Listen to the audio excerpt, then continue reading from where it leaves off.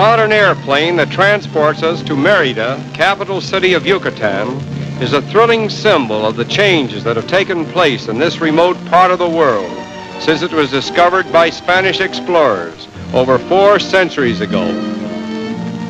The city of Merida was founded in the year of 1542 on the site of the prehistoric Maya city of Tijo, where from a time close to the birth of Christ, the ancient Mayas developed an exceptionally high degree of civilization, which had begun to break down in the 15th century before the arrival of the Spaniards. Merida boasts of having more windmills than any other city in the world.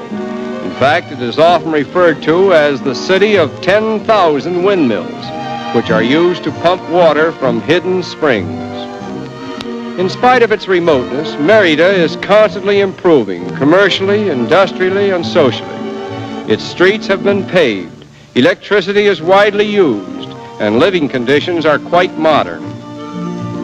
Occupying the site of an ancient Maya temple is the cathedral, which is considered to be one of the finest structures of its kind in Mexico.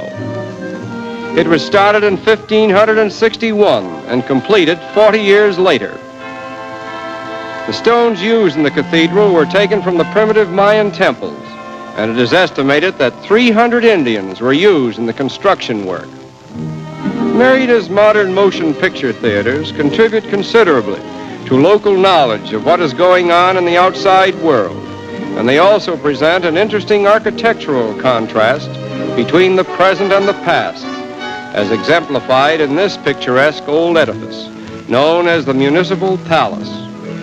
It was here that Yucatan proclaimed its independence from Spain on September 15, 1821, after more than 2.5 centuries of Spanish dominion.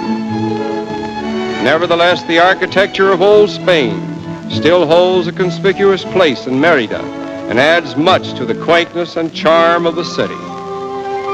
Floral beauty is appreciated by all peoples and all countries, but in Merida it seems to attain a more exalted feeling. In fact, it borders on flower worship, and in some instances it parallels religion itself. Although the Yucatecans are noted for their tolerance and broad-mindedness, the outstanding religion of Yucatan is Catholicism, and many fine churches bear witness to the unfailing devotion of the people to that creed. The gayest season in Merida is during the annual carnival, which begins in mid-February and continues for several weeks. Although concerts and festivals are arranged at this time, dancing is the most popular diversion.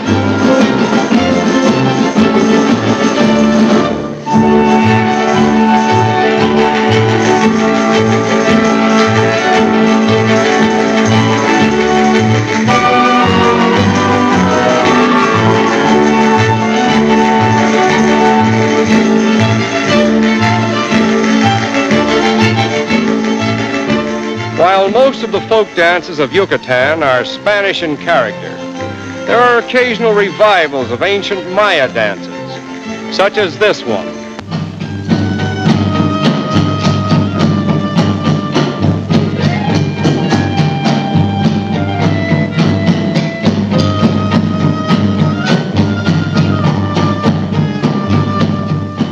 This dance goes on indefinitely, but our plane now takes us to another quaint city in Yucatan, known as Campeche, situated 90 miles southwest of Merida on the peninsula of Yucatan, overlooking the historic Bay of Campeche.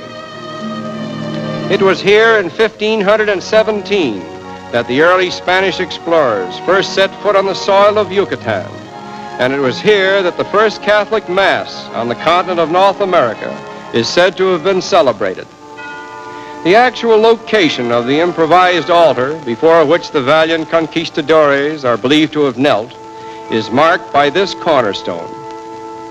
Centuries have passed, and they who worshipped here are no more, but the old church stands as a tribute to their memory. The old walls 8 feet thick which still surround the city of Campeche are in a remarkably good state of preservation, even though their construction dates back to the 16th and 17th centuries. They were built as a protection from the pirates who were attracted by the town's wealth, as well as its beautiful women. Generally speaking, Campeche, like Merida, is a fair city of peace, order, security, and noteworthy cleanliness, inhabited by a courteous and friendly people who love learning and progress, and emphasize it by sending many of their young men and women to foreign colleges and universities for their education.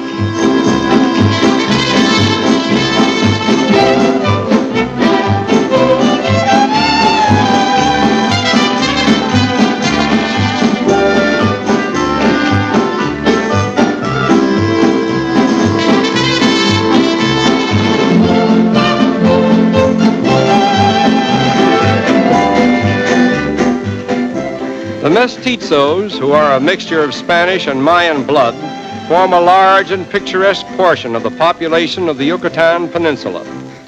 They are inherently peaceful and contented, and they still cling tenaciously to the manners and customs of their ancestors. These costumes are typical of Yucatan, and many of them have been handed down from mother to daughter for generations.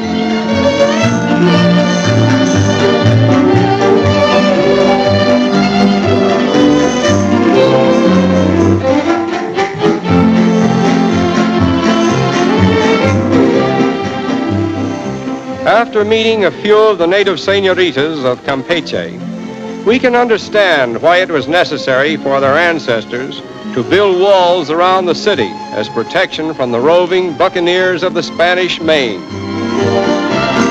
It is always with much reluctance that we say farewell to native pulchritude in any country, but that is the fate of world travelers. And now again we must sail away to other ports of call. Before departing, however, we will take a final glimpse of the Venetian-like Bay of Campeche, the countless little windmills that rise above the dwellings in the town that was once a commercial metropolis in the New World, where Spanish galleons found haven and the glory of Spain reached its zenith. Campeche, you were great then, and the memory of it all makes you historically famous now.